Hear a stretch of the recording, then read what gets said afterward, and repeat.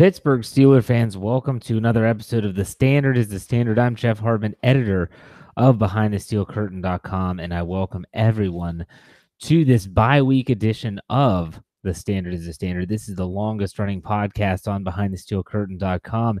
I normally end the show talking about this, but I wanted to start the show this time talking about this, and what I'm saying is that I hope wherever you're listening or wherever you're watching, that you understand that you can see our podcast and hear our podcast in so many different platforms now since we've joined the SB Nation group of podcasts for the NFL brand sites. You can find us on Spotify. You can find us on iTunes, as you always have been able to. You can also find us on Google Play, Stitch, Art19. Everywhere you look, you'll find, the Behind the Steel Curtain podcast. So that's The Standard is the Standard. That is also the Steelers Hangover, the Steelers postgame show, and the Steelers preview. So all of our weekly shows are right there for your viewing pleasure. Now, you might be wondering, it seems like Jeff's by himself. Well, I am by myself, at least for now. My co-host Lance Williams is stuck in traffic. He will be here shortly. And I wanted to start the show by saying we're also going to have another guest. We're going to have Chris Carter from DKPittsburghSports.com, who used to be a contributor at BehindTheSteelCurtain.com, on to talk about the Pittsburgh Steelers and his experience so far this year in the locker room. When the Steelers play at home, folks, he's in the locker room. He's asking questions. He's in the press box. He has a very unique perspective on this 2018 Steelers team. So if you're watching live on YouTube right now, I'm opening this up for questions before I get to talking about some of the burning questions that still remain. That's kind of the topic of this episode, because there's really nothing to preview. We can look back at the Bengals victory, but at the same time, there's a lot of questions still lingering with this team, and the bye week is the perfect time to go over it. So I want to just make sure that if you're watching it live on YouTube, I have the live chat open as we speak, and I wanted to see if we could get some questions and answers going right off the bat. Not a bad time to do it. So I already see one, and that is from our Kevin Colbert. Wow, I didn't know he was a viewer of the show, but he is. He said, can we bench Artie Burns and trade for Patrick Peterson? Well, in a perfect world, it would be that easy. In the Madden generation, it is that easy. It's okay, Artie Burns, you're not playing well, so we're going to bench you, and we're going to go out and make a blockbuster trade and get Patrick Peterson. But at the same time, it's not real life. The Steelers don't have a lot of salary cap space as it is. I don't know who they would trade. I don't think the Cardinals would want Le'Veon Bell, considering they have David Johnson, nor do they want to spend that much money on a running back. They just gave David Johnson a big contract. So I think for me, that it's kind of wishful thinking. It's a different scenario than when they got Joe Hayden, in my opinion. But at the same time, I wrote an article today. There were some really good quotes by Artie Burns, or I should say Joe Hayden and Tom Bradley, who's the new secondary coach for the Steelers, talking about Artie Burns. Joe Rudder of the Pittsburgh Tribune-Review had those broken down. I kind of took them and put them into an article about how the Steelers cannot afford to give up on Artie Burns just yet. And that was another question by Austin. It says, is there any hope for Artie Burns? In my opinion, there is still hope. Because I watched this kid, and no one expected big things out of him as a rookie, but he didn't play all that bad when he was inserted into the lineup in the second half of the season. Sure, he had his gaffes, but a lot of rookies do.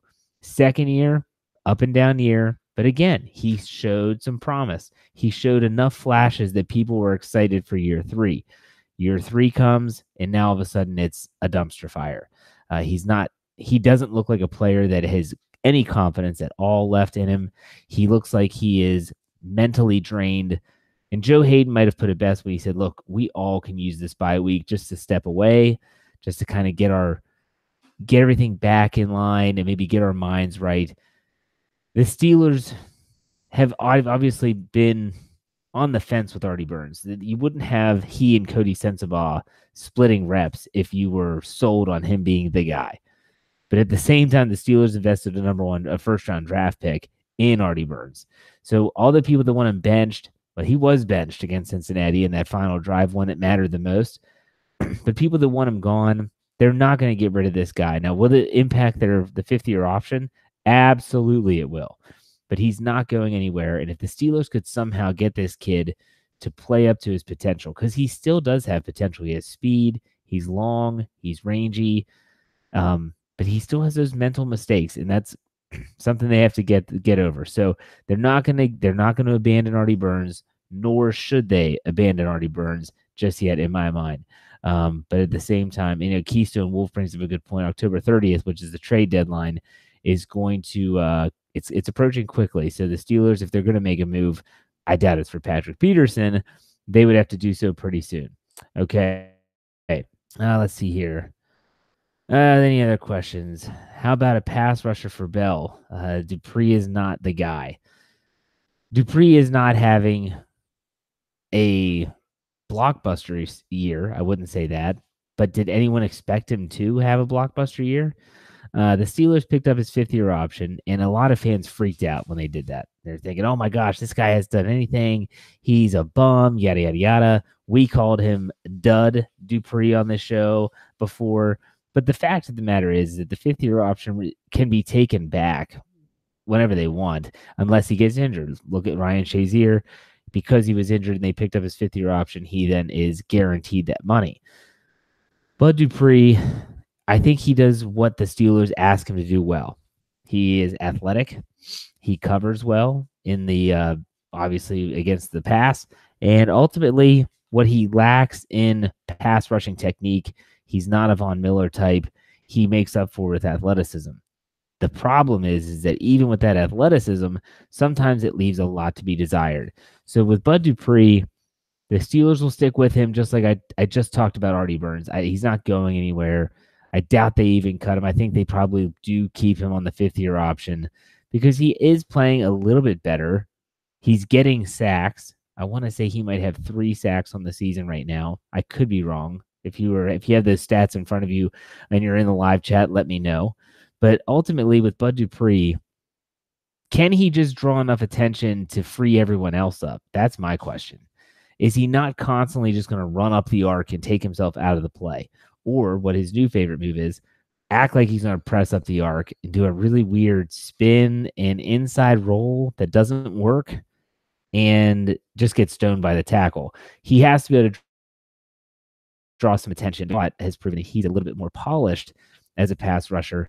But remember, folks, this is not, heck, I want to say this isn't your grandparents' 3-4 defense. This isn't even my 3-4 defense when I was a kid back in the 90s when you had Kevin Green and Greg Lloyd, and then that transitioned into Joey Porter, Clark Hagans, James Harrison, Lamar Woodley, Jason Gilden, Jason Worlds.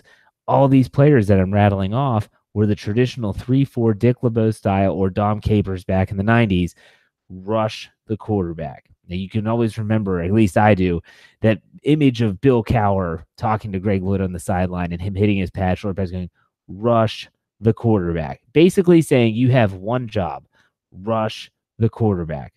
That's it. Well, now that's not the case. You would never see Keith Butler or Mike Tomlin hitting Bud Dupree or TJ Watt saying, rush the quarterback. No, they'd say, we want you to rush the quarterback sometimes, but we also want you to cover the flat, drop back into your zone, make sure you can cover the inside, make sure you set the edge. There's a lot more to it now. Defense has gotten more sophisticated. So, yes, Dupree is not playing well. But again, did anyone expect him to blow the doors off? I think I projected him at, I think we said the over-under preseason was 6 or 7 sacks for Dupree. He's on pace to break that mark. And I think that's a pretty good sign. No one is expecting a double-digit season from him. If he does, awesome. But I don't think anyone's expecting that. So, there you go, Bud Dupree. He and Burns, boy, are they kind of alike, you know? When you think about it, just the way that the first-round pick, a lot of people were wondering, are they really first-round talent? Did the Steelers reach? How are they going to fit? Both very raw, very athletic, but can they become the polished player that you want at those positions? And those positions, a cornerback and outside linebacker, the technicians are one of those, are typically the people that perform the best. You look at Von Miller, as I said earlier, about just the way he approaches the pass rush is so awesome to watch. I watched a YouTube clip and he was working with other players, some in college, some young pros about what he does to set up his pass rush moves. It is a chess match. I recommend everyone check it out. But still, at the same time, Bud Dupree is not in that category. Never has been, doubt he ever will be. All right, so let's see if we have any other questions here. Some people are asking about Marcus Allen. Marcus Allen, in my opinion, he was hurt most of training camp. And someone did correct me, Melvin. Thank you. He does have 3 sacks. I was right. Mind powers, people. Marcus Allen was injured most of training camp, and I felt that the only reason he was given a roster spot was potential at special teams, and they didn't want him to get picked up by someone else. I think they like Marcus Allen, but at the same time, I think they realize he's not ready. He's not ready to see 11-on-11 defensive football. And where does he fit? And that's what you have to ask yourself. He's a thumper. He's the guy that wants to play in the box and attack the run and hit those shallow crosses. But he's not a guy that can cover well. So you have Sean Davis now at the free safety position, and he's done a very good job. I hope fans realize that. Then you have Terrell Edmonds, who's been playing instead of Morgan Burnett because Burnett's been hurt. Where does Marcus Allen fit in this equation? Jordan Dangerfield got the helmet instead of him last week when Burnett was out again. That tells you a lot. So I think they're basically taking this as a redshirt season for Marcus Allen, barring a lot of injuries. And maybe by the end of the season, he'll be seeing special teams play. I don't know. But I think it's like a redshirt season, and then, we'll see. All right, so some people still talking to Artie Burns. Let's see here. Patrick Peterson talking. I don't think that. Isaac, yes, we talked about Patrick Peterson. I don't think that's going to happen. It's a nice thought, though. Let's see here. Yeah, K Smooth writes Joe Hayden. He's talking about Joe Hayden. Joe Hayden's doing a great job, not just on the defensive side of the football, not just physically, I should say. He's also doing a tremendous job in communicating. This is a guy that is in a I wish I had a clip that I could just kind of insert here. Go back to the Jacksonville playoff loss in 2017. And you just go back to what those pre-snap looks look like for the Steelers. If you remember, it literally looked like chickens running around with their heads cut off. You had 2 players that were pointing this way, and they're motioning one way, and then another guy's crossing someone else off. No, we got to do this. And it was chaos. That's the best way to describe it. It was nothing but pure chaos. No one knew what anyone's responsibilities were. No one knew anything. And a lot of that could be pinned to the fact that Ryan Shazier was the leader and the communicator and the hub of that defense in terms of communicating to the back end, communicating to the front, really making those calls. And so without Shazier, you're thinking, okay, what are they going to do? Who's going to do that? Sean Spence, who's on a couch? No. Vince Williams, maybe, but he wasn't even experienced enough. So now it's Joe Hayden, if you watch, that's especially in the back end and the secondary, that is really keeping everything calm. When you see Terrell Edmonds kind of moving around a lot and you see other guys communicating, it's Joe Hayden that's calming people down. And it should be noted that the game that he missed in week 2 against the Chiefs was when the secondary looked like a dumpster fire. He, and you know who else I would put in this category in terms of defensive most valuable player, is Mike Hilton. Both of these players do so much more than just their physical attributes on the football field. Yeah, they're playing tremendous football, but they're also so valuable to the defense in so many different ways. It's worth talking about, because if you're talking about most valuable player, and that's what I hate about MVP voting anymore. People think MVP is just the best player. It's the player with the best statistics. That's not necessarily the case. In my opinion, I think the MVP should be the most valuable player to whatever team or unit, whatever the case may be. And so for me, Joe Hayden is by far the most valuable player on the Steelers defense right now. I ask you, if you're watching on YouTube right now, I'm honestly saying, like, let me know if you can think of someone else that is more valuable right now to this Steelers defense than Joe Hayden. I'll be more than willing to listen and to see what you think. But to me, it's Joe Hayden, and Mike Hilton if it's 1A, 1B, it might be Mike Hilton. Because when Mike Hilton missed, boy, did they miss that guy too, because his blitzing off the edge, his ability to cover and to tackle, folks. He is a good tackler. I'm not saying he never misses a tackle, but he's a good tackler, and that's something that the Steelers desperately need. I knew someone was going to say this. Someone said Cameron Hayward. I get that. He's the defensive captain, and that's beyond reproach in terms of what he brings to the field. He's a hustler. He never quits on a play. But in terms of value on the field, if Cam Hayward went down and Joe Hayden and everyone was still healthy, I feel like they could probably get by with their defense and the way that they have it set up. Would it be as good? No. But I still think they could get by. Joe Hayden goes down, you're screwed. And that brings value with it. I still believe that brings value with it. Because if Joe Hayden goes down, now all of a sudden what you thought was a very plentiful cornerback situation with Cameron Sutton and Cody Sensabaugh and Artie Burns, you take Joe Hayden out of the equation. Now all of a sudden, Artie Burns is thrust into a starter role again. We talked about Artie Burns at length earlier in this podcast. And then you have Cameron Sutton. Is he ready? Is Cody Sensabaugh a starter? That's what we call a recipe for disaster, in my opinion. So Cameron Hayward deserves a lot of credit for the work that he does. And he's a captain for a reason. I am not discrediting Cameron Hayward in any way, shape, or form. But in terms of value, I don't think that he's more valuable than Hayden at this time. Definitely at this time. Okay. So let's see if we have any other questions here. All right, here we go. Russ asks, why do we being the Steelers, not use Roosevelt Nix more on blocking behind some of the biggest runs? Nix is blocking. It has sprung some big runs. It's crazy to me. I go back 2 weeks when they beat the Atlanta Falcons. I was really excited with seeing Roosevelt Nix on the field more. And when I looked up the snap counts of that game, I was stunned when I saw that I think he only played 8 offensive snaps, and several of those were in a goal line situation. I don't think Ben Roethlisberger likes to have a fullback on the field. I think that's what it comes down to. Like, a lot of people ask this question all the time. Like, why aren't they using Roosevelt Nix more? I don't think the quarterback likes to have a fullback on the football field because he can't throw the ball to him that much. Even though Roosevelt Nix has caught passes, he has shown that he can catch. I think that's honestly the reason why you don't see Roosevelt Nix on the field that much. Roosevelt Nix can do it, and I think there is a time and place for him to do his job in terms of lead blocking. But again, this isn't Bill Cowher's offense. This isn't Mike Mularkey with Dan Kreider leading the way for Jerome Bettis or Willie Parker.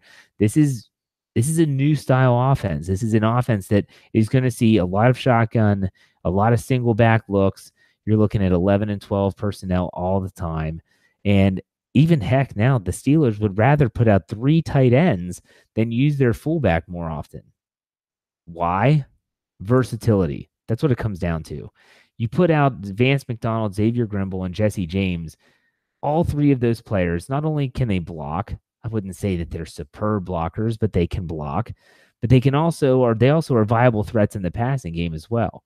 So you can throw Xavier Grimble and Vance McDonald in a bunch formation on the right side, and you can run it to the right and give yourself extra blockers, or you can play action and have some options open over the middle. That's what the Steelers want to do. Those are the mismatches they want to create. So as much as I love Roosevelt Nix and what he brings to the Steelers, that's probably why he's just not playing as much in the offense, is because when he's in there, it limits what they can do. It limits their personnel options, and that's not what the Steelers, that's not what Ben Roethlisberger like to do. I should also mention that a couple people on BehindTheSteelCurtain.com have said, why would the Steelers give Roosevelt Nix this contract if he's not going to play? People are forgetting his value on special teams.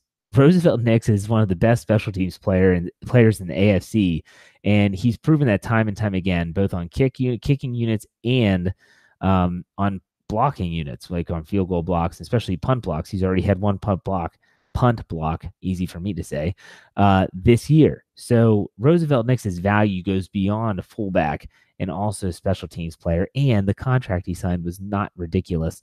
It was worthy of what he does for the team. So to be honest, that's why, in my opinion, Roosevelt Nix does not see the field more. Do I think he should see the field more? It's tough to say yes when when the Steelers commit to running the football, and I want to say that's getting James Conner almost 20 carries, he goes over 100 without him being out there that often. So in terms of the Steelers and the way that they look at things, and they might probably look at analytics and statistics and breakdowns, and they're going to see that we can run the ball without him being in the lineup a lot, and it gives us a lot more versatility. So there you go. That's for me. All right. Let's see if we have anyone else. Any other questions? Oh, here we go. We got Stephon Tuitt. Melvin says Stephon Tuitt has been missing in action. His first sack last week. I thought the same thing. And I was kind of disappointed that Stephon Tuitt didn't have a breakout season. I think that last year, because of his injury, he tore his biceps early. A lot of people were thinking this is the year he breaks out. He's healthy. He's got his money. Let's see it, break out. Let's see that big year. And it hasn't happened. But, Dale Lawley, who writes for DKPittsburghSports.com, and when Chris Carter joins us, hopefully here in a few minutes, I'd love to ask him about it. Dale Lawley wrote a really interesting article, and the change in the Steelers defense, when the Steelers defense started to improve, mainly looking at the Falcons game and then going into the Bengals game, he mentioned how the defense and Keith Butler, and probably also by proxy Mike Tomlin, decided to change the way they were handling their defensive alignments and especially their defensive front. No longer were they asking Cameron Hayward and Stephon Tuitt to just pin their ears back and go after the quarterback. They're asking them now to do what Brett Kiesel did, what Casey Hampton did, and what Aaron Smith did when he was on the line, and that is, we want you to eat up blockers, plug the holes, and let the linebackers flow to the ball. This is where the athleticism of TJ Watt, Bud Dupree, and if someone like LJ Fort, if he can get in the lineup more, it's another good athlete that has good lateral speed, can run sideline to sideline. That's what they want them to do. That doesn't mean that they're not going to be rushing the quarterback and they're not going to try to collapse the pocket and get interior pressure. I just think that they're going to limit their opportunities to just try and get after the quarterback. So that might be one of the reasons why Stephon Tuitt's numbers in terms of sacks are not as great, but it should work in tandem. If Tuitt and Hayward's sacks get lower, they go down, but someone else's go up, whether that's TJ Watt, whether that's Bud Dupree, then they're doing their job. So that could be a reason why we don't see as much production from Stephon Tuitt. I think they're going to pick their spots, and that's also why we've seen more Dan McCullers and less Javon Hargrave this season. They're playing almost even split time, but Dan McCullers went from playing 6 snaps in a season to almost 6 to 8 snaps, maybe even more in a game. That's a pretty big switch, and it's because of this shift in philosophy, so to speak, on the defensive front. And who's to say this isn't working? Teams aren't running on the Steelers as they had been. They're not putting up points. They held the high-powered Falcons offense, which was averaging almost 30 points a game, to 17 points. I believe the Cincinnati Bengals offense was averaging almost 30 points. They held them to 21. And up until that last drive, they looked really good. So that's kind of that's what I read into it. That was a great piece by Dale Lawley. I highly recommend you check that out if you haven't, in terms of exactly what is going on possibly with, Stephon Tuitt. Where's his numbers? Why isn't he playing well? All that stuff. So, okay. Vance McDonald, Case Moose said, just plain and simple, Vance McDonald's a beast. It's funny to me, and I think I might have said this on our post-game show. Everyone wanted this guy gone. He has the ankle. I'm sorry, it was a foot injury. I apologize. He has a foot injury, and so he's sitting out preseason, training camp, all this stuff. He's out, and no one sees him. No one hears from him. It's almost as if the Steelers hid him from the media. It was very rare that you see, like, we're going to interview Vance McDonald and see how close he is. You just didn't hear a lot about him. And so then he misses week 1, and Steeler fans are pissed. And they're pissed because they picked this guy up, and the Steelers picked this guy up in a trade with the 49ers. They gave up a draft pick for him. And what have we seen from him? Last year, it was riddled with ankle and shoulder injuries. And it's like it seemed like it was starting off that way. Week 2, not much. Week 3 and Monday night, well, that's when the stiff arm happened. And that's obviously when he's just picked up. And he is a beast. That is the best way to put it. It's just one of those things where it's incredible to me when I see how he changes the offense. His speed. That's something that my co-host Lance Williams said on the postgame show. Jesse James is okay, but he doesn't have. It looks like he's running in quicksand. That's the best way I can put it. He just has no lateral quickness. He has no quickness in general. Whether that's lateral, unilateral, doesn't matter. Vance McDonald, for as big as he is a fast man. He's a big man, and he is willing to dish out some punishment. I guarantee you, when defenses are watching film of the Steelers offense, they're telling their defensive backs, if you get this guy one-on-one, don't expect him to run out of bounds, because he's not running out of bounds. He's going right at you. And he said that after the Monday night game and the win over Tampa Bay. He is trying to inflict punishment. And I think right when he said that, and Steeler fans heard that, it's almost like their heart fluttered a little bit. It's like they're like, oh, this is the guy we've been waiting for since Heath Miller left. You know, the guy that embodies the Pittsburgh Steelers, the blue-collar town, the steel workers, which don't exist in Pittsburgh anymore. But anyways, that's kind of the reputation the Steelers have. He fits that mold. He fits a lot of molds that Steeler fans will like, and I think that's why he's definitely come on. But, you know, the funny thing is that, let's be honest, it's still a small sample size. Vance McDonald, his health is key. I've been watching his hands because I remember when the Steelers picked him up via trade, I reached out to David Fucillo of the 49ers website, the Niners Nation website for SB Nation. And I met him, and I've met him in person, all that stuff. He's a great guy. I said, hey, Dave, Fooch is what we call him. I said, Fooch, what's the deal with Vance McDonald? I know nothing about this guy. And all he said was health issues, meaning he's injury prone. Second round pick, was overdrafted out of Rice, and questionable hands. So after that glowing review from someone that covers the 49ers that would know the most about this guy, I was very wary of Vance McDonald. I'll be totally honest. I don't know if Vance, really? You know what? He's shown that his hands have improved. And people want to talk about a player's hands. And James Conner is another one that people talk about his hands and how he can't catch. Who's throwing him the football? So who was his quarterback in San Francisco? It wasn't Jimmy Garoppolo. He wasn't there when Jimmy G was there. I don't even know who it was. I'm trying to think. It wasn't Kaepernick. It wasn't Jimmy G. I'm trying to think who was the interim quarterback. Was it Brian Hoyer at some point? I don't know. Regardless, they weren't good. It wasn't a signature name when you think of quarterbacks. It wasn't a Brady. It wasn't a Rodgers. It wasn't a Breeze. It wasn't a Manning. And it wasn't a Roethlisberger. So I think that now he's in the system where it can feature him. Ben Roethlisberger is going to put the football where he should be putting the football. And Vance McDonald has not had any drops. And he did fumble the ball twice. Once he lost. Once was recovered by Juju Smith-Schuster last week. That concerns me a little bit. But ultimately, in terms of his hands, I think he's doing a great job.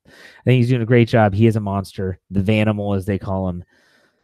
Awesome. So here we go. Let's keep on moving here. Thomas says we need the top of Roosevelt Nix pound the rock at the end of the game, dominate the team. The thing is, Thomas, is that they did that without him against Cincinnati. I mean, they imposed their will on the Bengals, and they didn't need Roosevelt Nix the whole time. When they did use Roosevelt Nix at times was down at the goal line in the red zone when they went 2 for 4. Now they scored on, obviously he had 2 rushing touchdowns. I'm not taking that away. But the 2 times where it was first and goal from the 1-yard line or in, and they failed to put it in the end zone, Roosevelt Nix was on the field a couple of those times. So it's not just him. Let's keep that in mind that they can still run the ball. That's offensive line. The Steelers' offensive line has not given up a sack. Only 1 quarterback hit in 2 games. That's unheard of in today's NFL. I'll say it again. No sacks, only 1 quarterback hit in 2 games. I know the Atlanta Falcons defense isn't that great, but Cincinnati's defense, everyone's talking about how great they are. I didn't see it personally. Okay, let's see if we can go down here. And it looks like I have my co-host here joining me here in a second. Here, we'll do one more. Frank says, what's up with James Washington? He said, I thought he was going to contribute more. Could we have used that pick, say, on an inside linebacker instead of keep Bryant for one more year? James Washington is a tough one for me because I don't know. I haven't watched him enough on the all 22 to be able to see like what's really going on because he's getting the snaps. He really is. He's getting the snaps. He's getting the time. Ben Roethlisberger might not believe in him. He might not trust him, but he's getting the looks. So ultimately, for me, I'm not sure what's going on with James Washington. We'll see. I think the bye week will do him well. I think he's going to get some much needed repetitions in practice, and I think that ultimately he's going to be better. And speaking of, I don't know what's going on, I don't know what's going on with Lance Williams. What's up, Lance? How's it going? I'm here finally. Want to apologize, listeners, for getting to my own show late, but sometimes that's how it is. And sorry for not wearing the mask. Yeah, you coward. What the hell? You guys got to come up with something else, man. The mask is hot. It's a little hot, and it's kind of hard to manage and maintain. But I'll do this, listeners. I'll volunteer to go clean shaven like Jeff. So we'll both go clean shaven. Hold on. I no. We're not doing this. You can do the clean shaven thing, but I think every post game, if the Steelers win, so after the bye week and we do a post game show, you have to wear the mask until they lose. I think that's only fair. I'll let you off the hook. Okay. I'll do that. Every post game. Yes, I'll let you off the hook with the standard, but ultimately, I think that you need to buck up with the mask on this. Okay, I will. You're right. Okay. My reputation is made of steel. So, and it's funny because as Lance joins the show, so does our special guest tonight, Chris Carter, who used to be a contributor of BehindTheSteelCurtain.com. CC, how's it going, my friend? How are you? It's going great, man. I'm in my car right now, but things are going well. Thanks for having me on the show, man. It's been a minute. What up, Lance? You guys, I've been trying to get on y'all show. Y'all been trying to have me on your show, and it's like, why doesn't this happen like every week? I don't know. You're the man, CC. You tell me. You're the man with the plan. So it's your world, CC. We just trying to catch up with you. Oh man, trust me. If it was my world, a lot of different things would be happening. Yeah, so Chris, you're our first guest since we've transitioned over to YouTube on this show. I've had you on our Steelers one-on-one show in the offseason several times. But Chris, you've been in the locker room. You're in the press box at these games when they're at Heinz Field. I want to get a feel from you about what you think has changed, not so much from an X's and O's standpoint, because we talk about that stuff all the time. Is there anything that you've seen that could be tangible that you think you've seen change in the Steelers these past 2 weeks where all of a sudden it looks like a different football team? Have you seen anything that's noteworthy, I should say? I see a team coming together, learning how to play with each other. Because I can tell you right now, there's several times I wrote about this on Carter's Classroom that the middle of the defense, if you think about it, is completely different than it was last year. Yeah, other than Vince Williams, Sean Davis is playing a new position. Morgan Burnett, who can't even get on the field. Terrell Edmonds, who's a rookie. John Bostic, who's a new addition. And then after that, you're still trying to figure out what to do with L.J. Fort and Tyler Medikevich, who are still trying to figure everything out. I mean, the entire middle of the defense is practically learning how to play with each other again. And I said this: if you look back to 2016. When Shazier and Vince Williams and Mike Mitchell and Sean Davis were learning to play together, it took them about 8 or 9 weeks before they started to come together and look like a good group. And I think that's been a huge difference, is not just playing well on your own, but playing well together. And I think that's been a huge point of emphasis for me, at least watching this team. But also you look around on the offense. The offensive line is really coming together. They're figuring out what ways best work with Connor's running styles. And the more and more I look at it, I think they're learning how to play with each other. And this is just what good teams, I think, do in the NFL. You come out If things don't click right away, you find ways to make them click. You keep working at it, and eventually you grow as a group. Because not all the time, I mean, most teams do not just come out and just hit it on fire. And as we've seen over the past 12 years now, the teams that start out super hot rarely take it all the way. And in fact, the last team, the team that's been the last team to remain unbeaten hasn't won a Super Bowl since the 2006 Indianapolis Colts. So I think it's just this team is growing together, and that's one of the things that makes this team environment one of the better in the league. I want to follow up to Jeff's question, CC, by asking about Morgan Burnett. What's the timetable that they're talking about for his return? And when he does return, do you think it's going to enhance his defense? Do you think it's going to be what you described before, where it's going to take a little bit of time for them to all gel together? And where do you think he's going to play? I think he's going to play a dime linebacker position, personally, in subs, and also be the starting safety. I agree.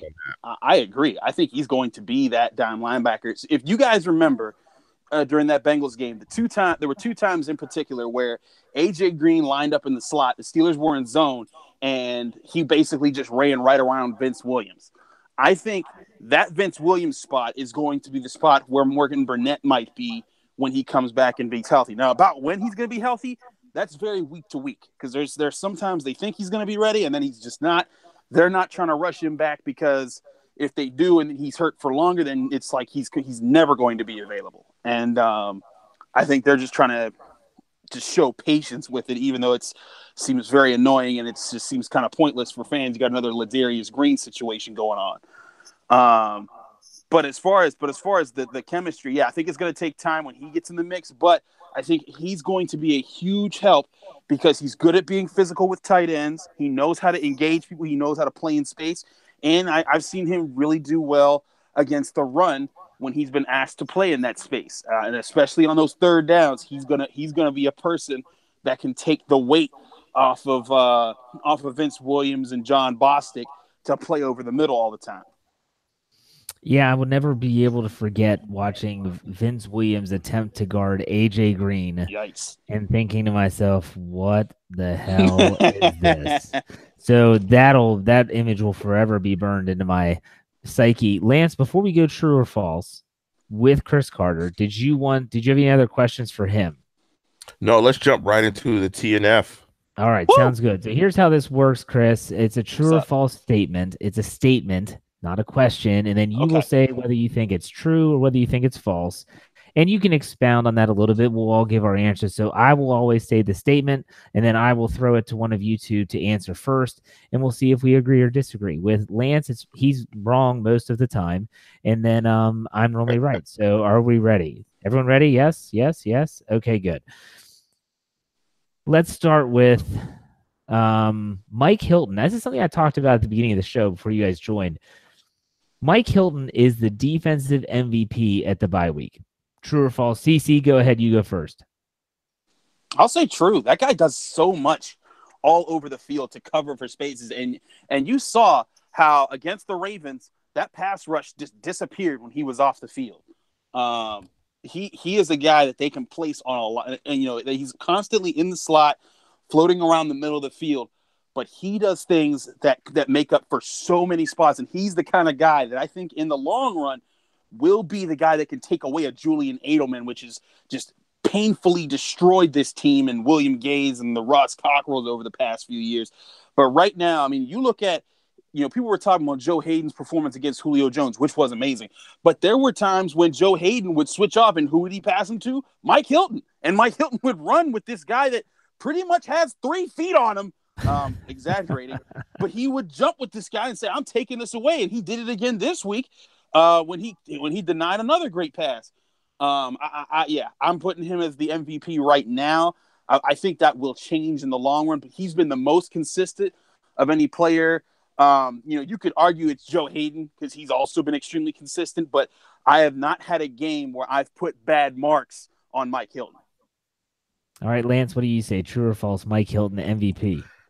I'm going to say false, because I'm going to say it's Joe Hayden, because Joe Hayden when you wear that 23 now, when you have that number, that when you're tasked to be the number one corner, that guy that shuts down guys, and he's traveling now with the number one guy, and you perform back to back like he did against AJ Green and Julio Jones, back to back and back to back weeks.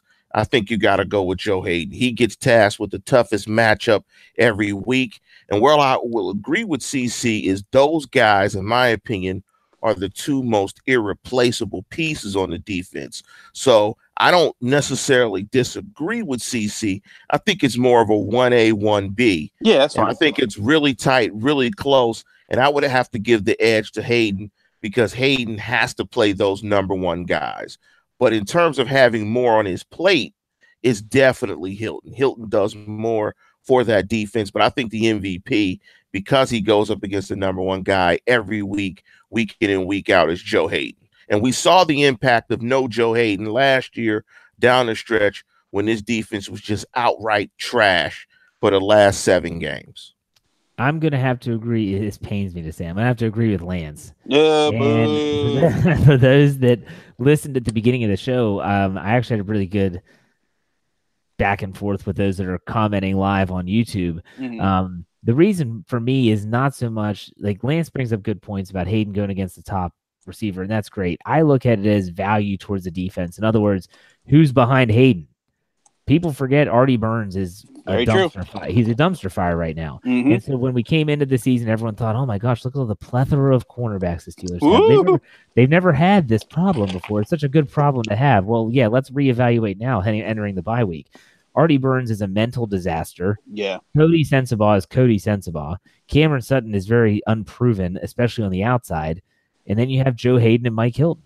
You take Joe Hayden out of the equation, Artie Burns is going to be thrust into a starting role, or Cameron Sutton's going to be on the outside, and I'm not sure about that. That's value to me, and that's why I think he's the most valuable player. But I like both of you said, I would put he and Hilton 1A, 1B, no doubt about it. All right, next statement. Here we go. Word. The Steelers' offense will average 30 points per game this season. True or false? Just so we know, I'm pretty sure their average now is around 27 points per game. Correct me if I'm wrong, Lance. Maybe look that up.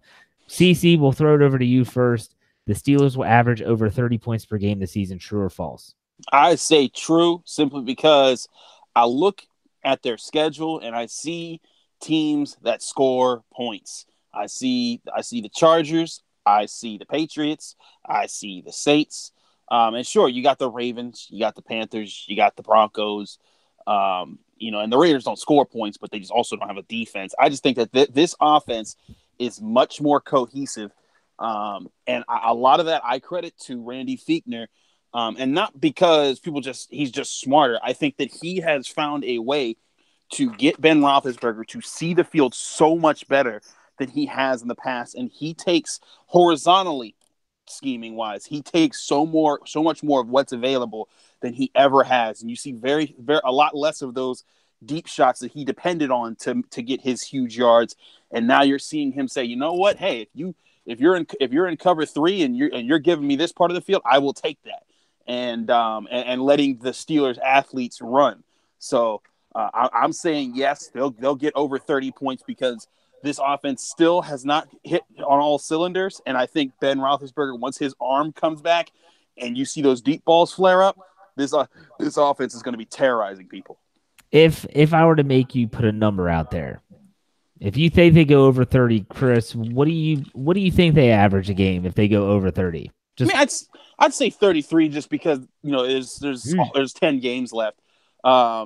Maybe 31 but I see them having a few 40-point performances in the coming weeks, and partially because they need to, but also because because they're gonna find ways to put points up on the board. And I think that by say week 9, so say not this upcoming against the Browns, not the Ravens game, but the game against the Panthers, you're going to see Ben Roethlisberger start to hit on those deep balls. You're going to see James Washington start to be in the playbook. You're going to start to see Juju Smith-Schuster and Antonio Brown getting those deep shots. on one-on-one coverage, and that's going to explode for the offense, and they're still going to have a strong ground game. I see that taking over and being too much for defenses to figure out. Okay, Lance, 30 points per game offensively, true or false? You know I'm going to say false, and they're averaging 28.5. The reason I'm going to say false is because... Ooh, he just said correct you, Lance. It's because they're inconsistent on third down. And they're inconsistent in the red zone. And throughout Ben's career, he's been an inconsistent red zone quarterback.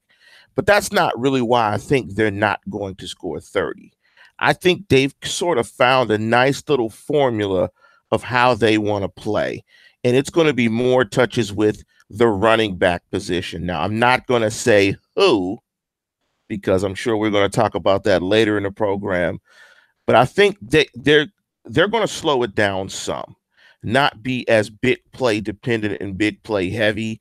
And I think they are going to try to play in a way where they possess the football longer, but still score touchdowns to try to really complement this defense by having this defense play less snaps and have the ball longer. So I don't think they're going to score 30, but I think it's going to be close to 30. I think it's going to be around what they are now, 28.5, 27 points. I think they're going to kind of hover back and forth in that range where they'll have a 40-point game somewhere, possibly against, the Raiders, maybe score 40 plus against the Saints, which will tip it higher. But I think it's going to hover around that 28, 26 mark, and it's going to float in that range. I think more importantly, it's the points against that need to go down, and that's almost at 26 a game. So I don't think they're going to quite get to 30, but I think it's going to be hovering around there. If they can keep it at 28.5 and get that points attempt to go down, they're right where they want to be. But no, false. They will not average 30 points per game this year. I'm going to say true just because they better. If they want to win a lot of games with this defense, they need to score a lot of points. Jeff, I don't know. I'm telling you, man, I don't think this defense is nearly as bad as everyone says it is. I hear a lot of people talk about, this is the worst defense in history. I'm like, whoa, calm down. This is an unprecedented era of the NFL where there were more 400-yard passing performances in September than there were all of 2017. And that's one thing when I look at it, I'm like, dang, like this is just, we're seeing something different right now because of all the rules, and offenses are figuring out how to maximize in these situations. And I look back at these games and I say, I look and I see, the Browns game, that was not a bad defensive performance. The Chiefs game, absolutely, that was complete garbage. But I look at the Buccaneers game. Yeah, they gave up. They almost gave up a second half lead, but at the same time, they also had 4 straight forced turnovers and a pick six. That I can't categorize that game as a bad one. And you look at the Ravens game. They gave up 2 early scores. But only one of them came on a long drive. And after that, they didn't give up a touchdown. Now you got this game, with the Falcons game where they completely dominated. But then you had this game where the only touchdowns, other than, even the last touchdown, all of them came on short field. They didn't have a touchdown drive of 70 yards, or their longest touchdown was 61 yards on a drive. I think this defense is a lot better than people give it credit for, and they're still young and learning. Like they're going. I think this defense is going to be if they're healthy, and especially if they get some improvement out of Burns, if Cam Sutton continues to grow in the role he is, and that these safeties continue to grow, I think this defense is going to have enough to be able to take people on in the playoffs. And I honestly think they're setting themselves up to be a problem for the Patriots. Okay, well, let me ask you this, CC. It's real simple. What's up? Okay.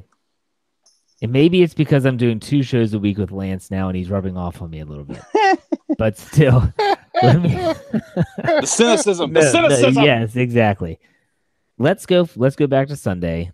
It's probably a little shy of 4 p.m. Eastern Standard Time.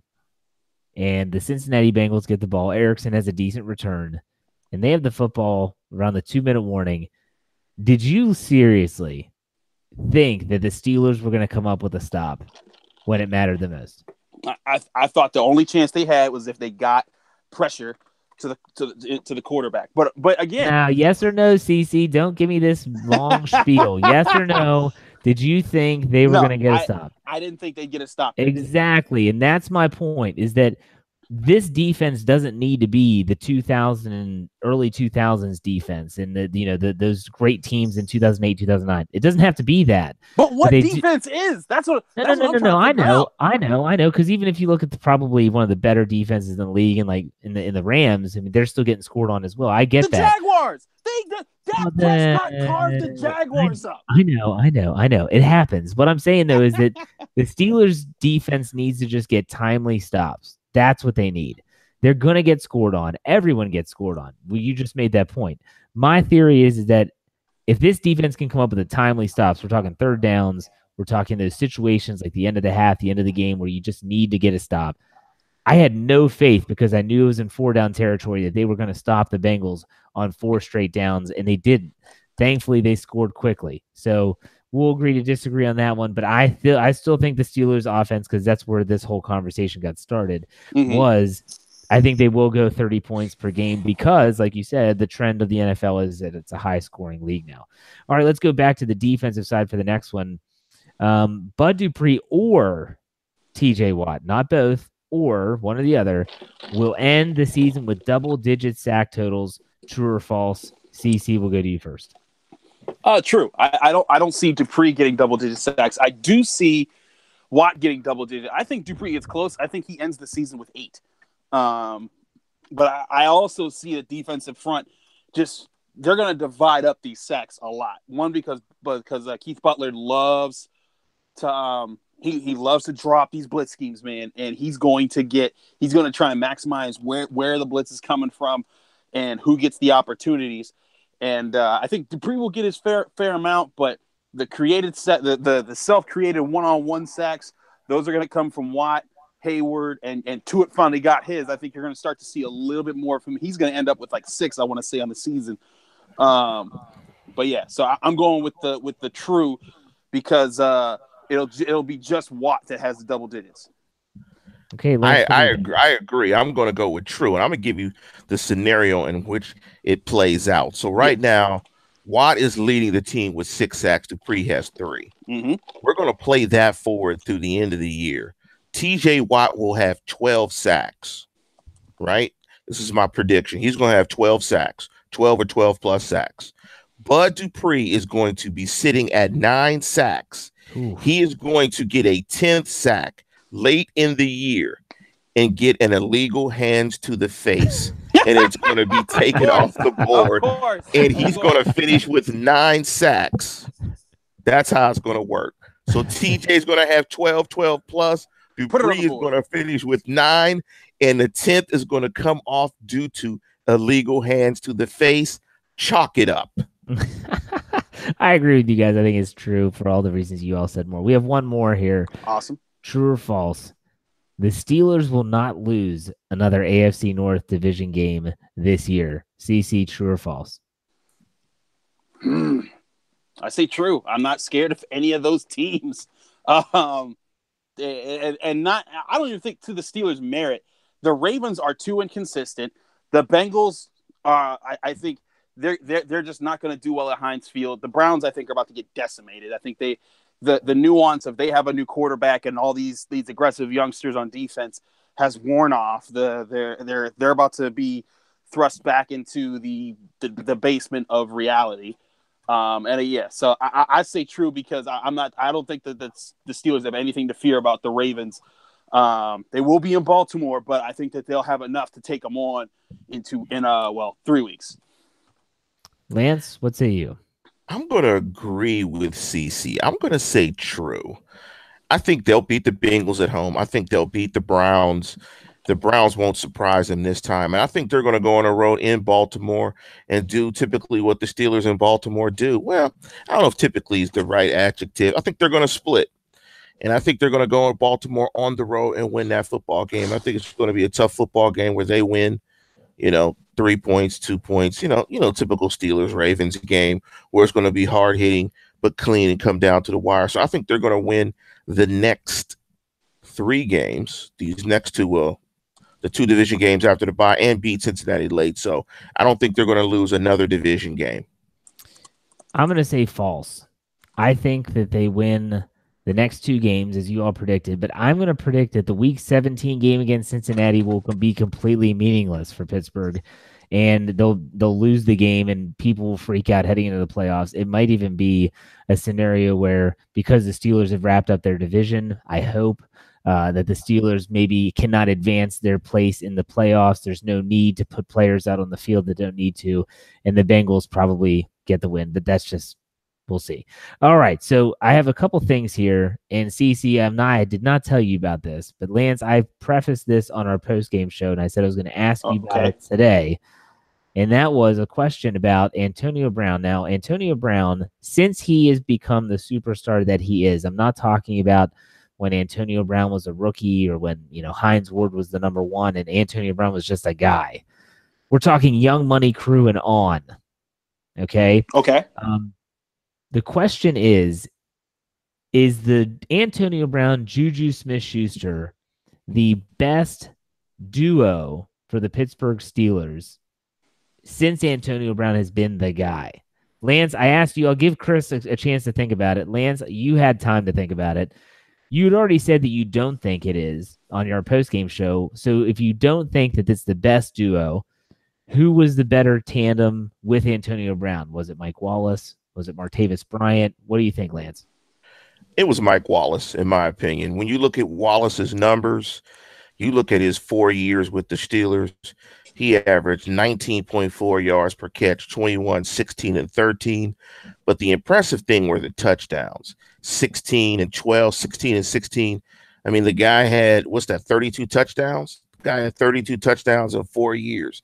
I mean, that's just incredible production. And they were going to pay Mike Wallace. It just did not work out. So I think that the best combo was Mike Wallace and Antonio Brown. And the thing that Mike Wallace could do, although he was a one-trick pony, as Mike Tomlin described him, that trick was really good.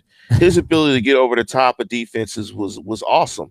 I mean, also when you look at his stats in those years, 1,300 receiving yards, roughly another 1,200. I mean, he went from 756 to 1,257 to 1,200 to 836. I mean, that's a ton of production. And the touchdowns is what sets it off. I mean, all those touchdowns, all those scores. I mean that's a lot. Maybe I did my math wrong. I apologize for that. But yeah, I think I got the math right. But that's a ton of touchdowns, 30 plus touchdowns, 4 seasons. I mean, that's numbers. So I think Wallace and Brown were the best tandem. What about UCC? What do you think? So I gotta ask: are we judging just purely on their talent or their connection? Or their connection with Roethlisberger? Are we just considering them as individuals? I'm looking at the duo, being they work well together in tandem, that one helps the other. You obviously saw at the beginning of this season with Antonio Brown and his frustrations, and a lot of people wonder, is Juju Smith-Schuster going to be able to do enough to free up Antonio Brown? And while that still is a talking point in the narrative, it's like Lance brought up a lot of statistics about Mike Wallace. He was very productive, but it also helped out Antonio Brown at the same time. So you can incorporate all that. You can incorporate the relationship with Roethlisberger into it as well. But really, who do you think was the best duo with Antonio Brown when he was Antonio Brown? I'll go with Juju, man. I see this man doing way too much right now. I agree. Jeff, you can hold me to this. I was a huge Mike Wallace backer back in the day. I watched several times when I was just like, you can't match up with that guy because his speed's just too much. And with Antonio Brown, they were just electric. But I also think it's important to remember we didn't really get to see Antonio Brown be the Antonio Brown until Mike Wallace left. And that really is, and I think that's why I would say, because this version of Antonio Brown, I think, is much better than the one that had just gotten that nice contract when Mike Wallace was refusing to take his contract. So the threat Antonio Brown is better than right now is better than either of the Wallace or the Brown that was back then. And I think that the threat that Juju brings as a multifaceted weapon and a guy that can go up and win those combat catches, I think that presents more of a problem for what Ben Roethlisberger is able to do right now than Mike Wallace's deep threat. Because whereas that KO shot is nice, but we saw in those years that KO shot can be taken away by good defenses. And I don't think you can really take Juju away unless you put on him a superstar cornerback. And I don't think you can scheme him out of a game. And really, the Patriots couldn't do it because even when Antonio Brown came off the field, Juju Smith-Schuster was hurting them. So I would take Juju and AB over AB and Mike Wallace or whoever else in that combination. I agree with you, Chris, because like you said, Juju Smith-Schuster kind of does everything well. He blocks well. He has shown that he can be a deep threat. Now, he's not a burner. He's not a Martavis Bryant type, but you look at like Martavis Bryant, and boy, did Antonio Brown have some productive years when Bryant was in town. But, you know, the problem was that not only did he have the issues off the field, but he really just was a distraction a lot of times. I mean, not off the field distraction, but in terms of defensively drawing attention away from Brown. And it was the same with Wallace. I even went back and I even thought about Jericho Cotchery because he did have 11 or 12 touchdown receptions that 1 year or 2 years that he was there. But Emmanuel Sanders, even when Emmanuel Sanders was in, again, he was not as complete when he was in Pittsburgh as Juju Smith-Schuster is now. And the scary thing about this for me is that Juju Smith-Schuster is only going to get better. I hope people realize that. This is not his ceiling. This is not the best that we're going to see. He still has room for improvement. So, I agree. So, Lance, good points. I'm not disagreeing with you at all because ultimately Mike Wallace did have some great years, and Antonio Brown, that was when he was a budding superstar. Now, Lance, did you have any questions for Chris before we get into our game picks for this week? No, let's jump right into them. All right, so we're just going to pick the AFC North games. There's 3 games. The Steelers are the only AFC North team with a bye this week. We'll real quick. You don't have to elaborate. Just say who you think's going to win, and we'll see what maybe if our predictions are right as the dust settles. So we're going to start off with the Browns play the I just had it here. The Buccaneers. They go down to Tampa Bay. That's who they play. The Browns are 2-3-1. Lance, who wins this game? Cleveland or Tampa Bay? I could never pick a team as bad as Cleveland has been over the last several years to go on a road and do anything. Give me the Bucks. Famous Jameis gets busy, puts up big numbers. Bucks win that game. Okay, what about you, CC? Chris, sorry, I lost you guys for a second. I couldn't. Okay, that's okay. Hear who the game was. It's Cleveland and Tampa Bay. Oh, it's that's interesting. I don't know who Lance picked. I'm going to go with the Buccaneers just because I feel like they've got a lot of talent, and I think that they're going to be able to find a way to win. They're also a little bit hungrier. I think Baker Mayfield's still figuring out a lot. I'm one of the people. I don't know if you guys are which hype train you guys are on. I've been one of the people that have been saying that Baker Mayfield is not all that. I've been a person that's been saying for a while, look, Baker Mayfield, I think is going to be a decent quarterback in the NFL, but he's not a number 1 overall pick. I thought he could have been weeded on until the second round, and I think that people are going to start seeing that over time and realize, man, they could have had this guy or that guy. I think Denzel Ward's the truth, but I am not a Baker Mayfield fan. I think that's going to cost them in this game. I'll buck the trend. I'll say the Browns win on the road just because you guys both picked the Bucs. And so I'll say that the Cleveland Browns, I do think they're improved. And Jameis Winston and him and his eating his dubs, he can do that somewhere else. So. Very good point. Very good point. He's annoying, man. Yes, very much so. All right. Now next game. This is going to be a good one. If you're a Steeler fan and you get this game, whether you have Sunday ticket or whether you are in the viewing area, Baltimore Ravens at home versus the New Orleans Saints is going to be a good one to watch. Lance, will throw it to you again. Who do you like, Ravens or Saints, at M&T Bank Stadium in Baltimore, Maryland? I think you put Drew Brees outdoors against the best defense in the National Football League. Unfortunately, I think the Ratbirds win that game. Okay, CC. I got the Saints, man. I think their offensive line is consistent enough. They're going to come away with enough plays. I think their offense. I think Drew Brees is going to see through a lot of the things that Baltimore likes to do. He's going to pick apart their soft spots, and I don't think Baltimore's going to be consistent enough on offense to capitalize on the Saints. And I think it's gonna be a little bit of a shootout, but Drew Brees is going to pull ahead late in the game. I live in Maryland. I hate the Ravens more than most fans, and I'm never going to pick the Ravens to do anything positive. So the Saints win this game because of that, and that would be great news for Pittsburgh because that would move them to 4-3, and the Steelers would still be a half game out. But I'll tell you what, that would leave the door wide open. Now the last game, everyone will get to see this one. We get to see the Bengals in primetime, folks. We know that's such a joy to watch.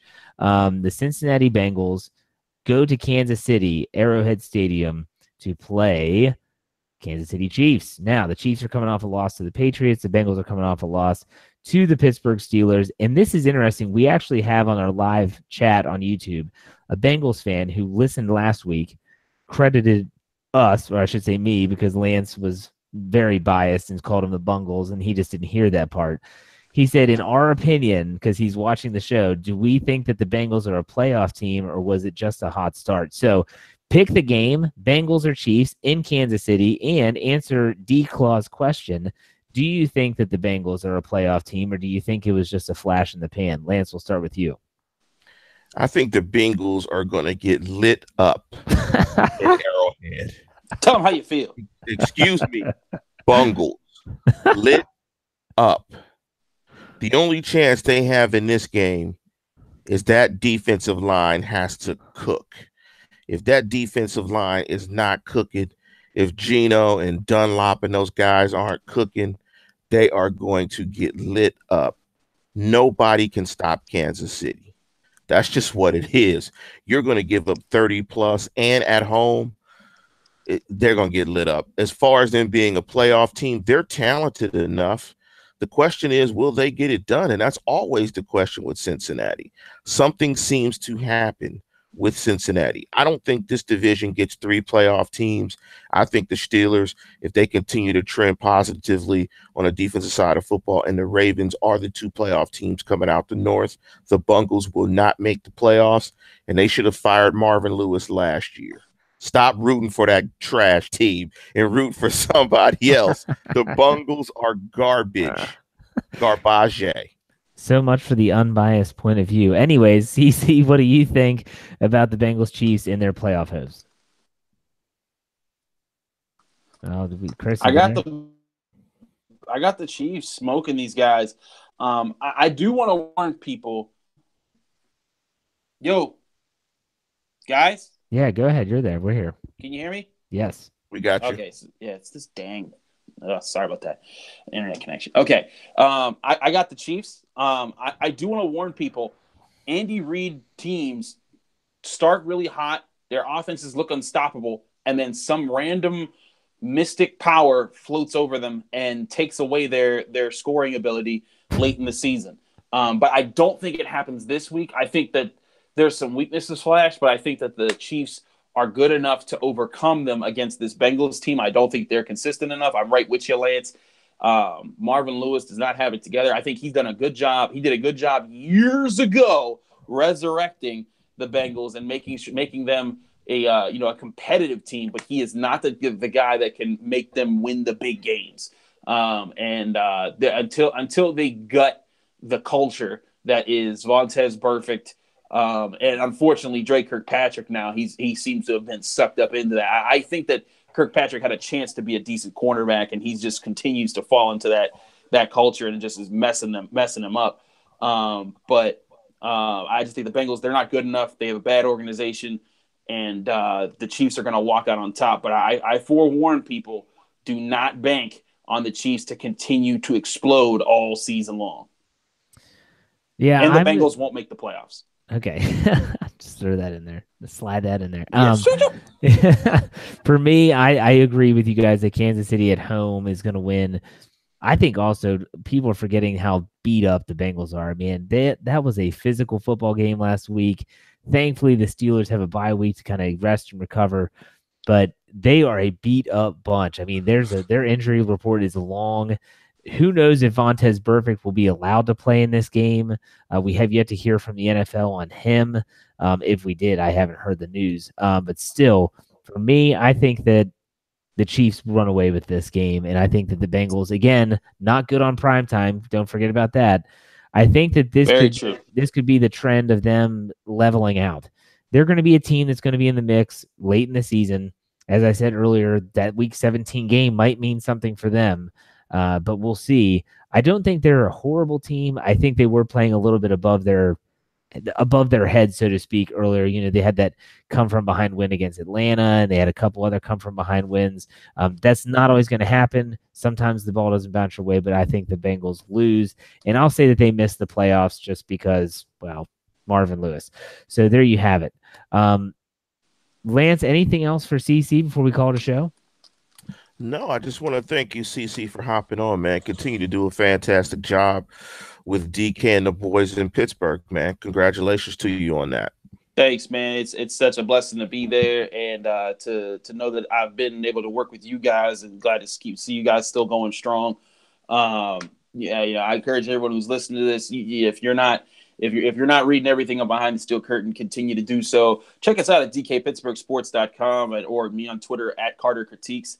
Because we can get that inside access, but absolutely stick with Jeff and Lance. You're in good hands there at Behind the Steel Curtain.